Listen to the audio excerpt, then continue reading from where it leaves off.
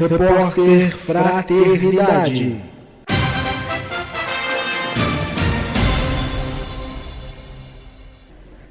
Olá, amigos da Web Rádio Fraternidade e Webs Associadas. Eu sou Camila Lopes, estou em Vitória da Conquista, Bahia, na 64ª Semana Espírita, tendo como tema central "E a Vida Continua". Estamos aqui com o palestrante Oscar de Lira Carneiro, doutor em Letras Clássicas e Grega pela Universidade de São Paulo, mestre em Filosofia pela Universidade Federal da Paraíba, graduado em Licenciatura Plena em Pedagogia pela Universidade Federal da Paraíba, professor de Filosofia da Universidade Federal de Campina Grande, professor do Departamento de Educação da UFCG, membro da Sociedade Espírita Joana de Ângeles de Campina Grande, Paraíba. O tema da sua palestra foi Entre a Terra e o Céu. Vamos às perguntas. Senhor Oscar, no livro Entre a Terra e o Céu, de André Luiz, psicografado por Chico Xavier, apenas uma prece desencadeia toda a história do livro. A prece seria, então, um meio mais eficaz entre os dois mundos? Pois é, Camila e amigos da Web Rádio Fraternidade. Logo no primeiro capítulo, nós temos aquela dinâmica de uma situação travada no lar, ou seja, Amaro, casa com Zumira, a segunda esposa, e a primeira esposa, Odila, está a obsidiá-la, E a filha do primeiro casamento, Evelina, ela vai fazer uma oração achando que a mãe é um espírito evoluído, que vai ajudá-la, vai fazer uma oração, o que os espíritos catalogam como oração refratada, ou refratária. Então, mostrando que toda prece, como parte do coração, ela tem uma resposta do mundo espiritual. Embora a mãe ela não esteja em condições de responder aquela prece à altura, porque está atormentada pelo ciúme pela segunda esposa, a prece de Evelina vai ser respondida pelos espíritos, porque parte do seu coração puro. Então, a oração nesse clima, nessa dinâmica própria de uma armação obsessiva, ela é a janela de luz que vai se abrir e que vai, enfim, mostrar toda uma dinâmica daquela trama descrita nesse texto de André Luiz, Entre a Terra e o Céu, psicografado por Chico Xavier. O mesmo livro também relata casos graves de obsessão. A obsessão hoje, já sendo reconhecida pela medicina e sendo tratada em hospitais psiquiátricos conjuntamente com o lado físico, já é um grande avanço em nosso planeta. Mas, como sabemos, a obsessão está ligada intrinsecamente por questões morais. Na sua opinião, qual seria de fato o remédio justo para a cura da obsessão? Os espíritos já nos respondem mostrando que a conduta correta, o pensamento leve, o pensamento espiritualizado, as práticas espirituais, elas nos forram dos processos obsessivos. No caso específico desse romance Entre a Terra e o Céu, nós temos Zumira, que está acamada por um processo obsessivo, porque ela está tomada por aquilo que é o grande gancho para qualquer obsessão, que é a culpa. Zumira se acha culpada pela morte de Júlio, que é um garoto de 8 anos, na praia. Ela não gostava do menino e desejou intrinsecamente, se um dia ele morresse, seria tão bom ficar junto com o pai dele, Amaro. Então é esse pensamento, e quando de fato o menino morre, mas não morre porque ela quer, morre porque ele tem uma encrenca de outra existência, é um suicida reencarnado. Então Zumira é movida por um sentimento de culpa, e essa culpa é o grande gancho que vai criar as condições de estabelecimento da obsessão. Então, por outro lado, a cura da obsessão se dá na ação correta, no pensamento correto, no agir correto. Então, quem pensa bem, quem age bem e quem não tem culpa, é efetivo, quem não sente culpa. Não é que a pessoa não faça nada errado. Se fizer alguma coisa errada, ela tem que se sentir responsável e se empenhar em ajustar aquilo que é consequência do seu erro. Nada de ficar cultivando culpa, que é o plug que faz a conexão com a obsessão. Então, a cura da obsessão se dá pelo esforço do indivíduo, porque ninguém pode terceirizar, digamos assim, um tratamento da obsessão. Põe aí na casa espírita, vão orando por mim. Não, o obsidiado, ele é protagonista do processo de autocura. Então, ele tem que tomar para si a responsabilidade de reverter esse quadro. É claro que às vezes o processo obsessivo está muito enraizado, é uma subjugação, é uma fascinação, e ele não tem condições sozinho de reverter isso. Então ele vai ter um amparo dos demais, das pessoas da família, da casa espírita, mas ele não deixa de ser o protagonista do seu processo de cura. No capítulo 25 do livro Entre a Terra e o Céu, intitulado Reconciliação, O poder do perdão, sob a força da sinceridade plena, opera maravilhas de paz.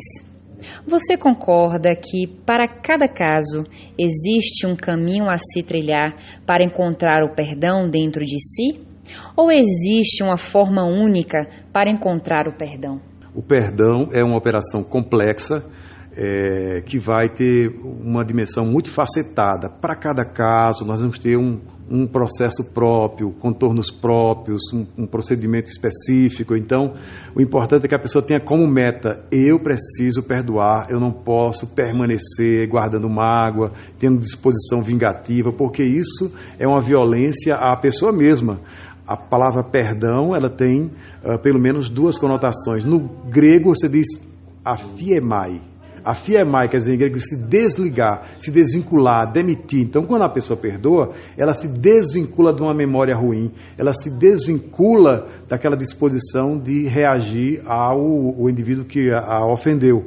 E em latim se diz perdonare, que é doar totalmente. O perdão é um gesto de generosidade, a pessoa concede ao outro a possibilidade de se desvincular mentalmente. Embora tenha que conviver em alguns casos, mas aí aquela memória, aquele ato infeliz que fica sendo repisado, relembrado, ele vai tomar uma conotação nova, uma significação nova. Então o perdão é o solo que vai criar as condições da reconciliação, como nesse caso entre Odila e Zulmira. Odila vai avançar, vai ser esclarecida pelos espíritos, e a pouco e pouco ela vai entender que não há outra alternativa senão perdoar. A mágoa, a vingança, ela tem dias contados. Pode demorar até séculos, não importa, mas só tem uma saída: perdão e reconciliação. A vida é eterna, como sabemos. E neste exato momento, estamos vivendo essa eternidade. O intercâmbio entre os dois mundos é um fato. Existe maior influência do mundo físico para o mundo espiritual? Ou do espiritual para o mundo físico? Ou a interferência é na mesma proporção? Há uma interferência mútua, tanto daqui para lá como de lá para cá. Ou seja, os pensamentos, as emoções dos encarnados têm o poder de atrair os espíritos desencarnados, mas também os espíritos desencarnados, eles interferem muito na vida dos desencarnados, na economia da sociedade encarnada. Daí porque a questão 459 do Livro dos Espíritos, quando Allan Kardec pergunta se os espíritos nos influenciam. E os benfeitores dizem para ele que muito mais do que imaginais, de ordinário, são eles quem vos dirigem. Então a pessoa às vezes pensa que está fazendo uma coisa por vontade própria, mas pode estar sendo induzida por uma entidade. Então é muito comum, então é muito presente, é muito mais forte, eu diria, a influência, a participação dos desencarnados sobre os encarnados do que o contrário. No entanto, é possível, existe também essa coisa do quadro que os encarnados criam e que atrai os desencarnados. Allan Kardec vai dizer isso numa forma de uma imagem. É uma ferida que atrai a mosca. Então, enquanto a ferida não estiver sendo tratada, a mosca vai ser atraída.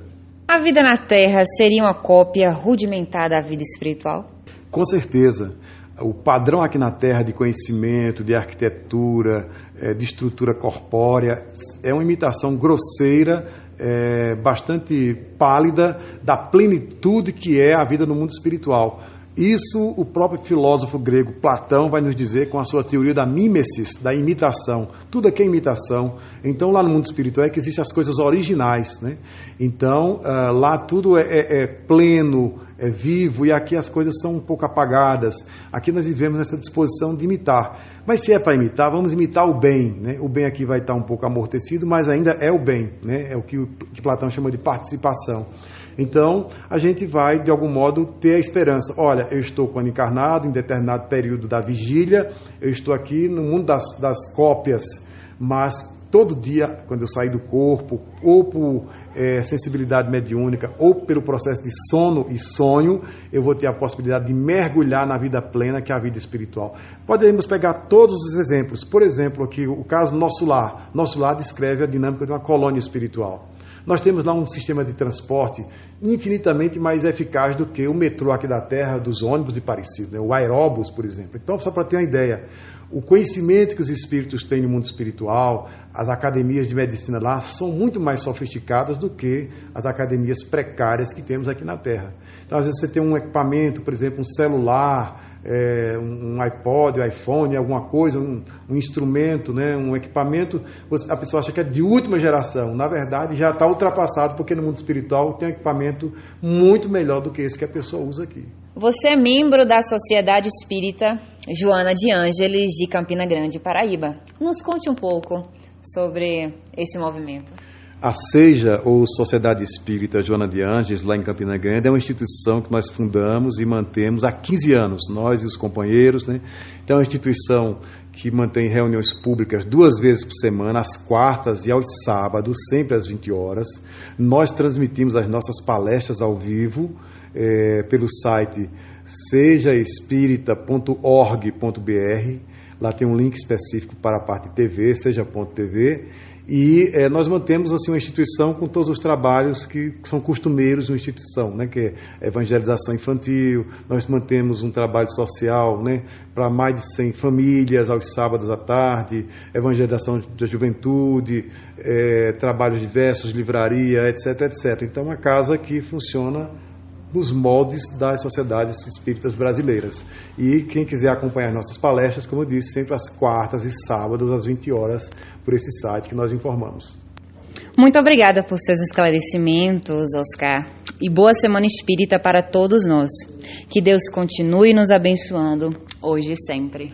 Sou eu que agradeço aos seus ouvintes, Camila, da Web Rádio Fraternidade, que tem feito uma opção muito inteligente. Ao invés de ouvir coisas desagradáveis, de ocupar a mente com imagens, com informações perturbadoras, se dão o direito de ouvir uma rádio 24 horas que veicula as ideias do bem, a doutrina espírita. Então isso é uma forma de fortalecer em nós essa convicção da doutrina espírita, o pensamento espírita. Todos estão de parabéns por essa escolha inteligente e que a Web Rádio Fraternidade tenha vida longa aqui na Terra, para poder continuar beneficiando os seus ouvintes, inclusive eu, que sou um dos seus ouvintes, não muito assíduo, mas sou ouvinte da Web Rádio Fraternidade. Muito obrigado a todos e que todos tenham uma semana de paz e possam, enfim, fazer o melhor no limite das suas forças, porque estamos todos construtores de uma humanidade feliz. Repórter Fraternidade.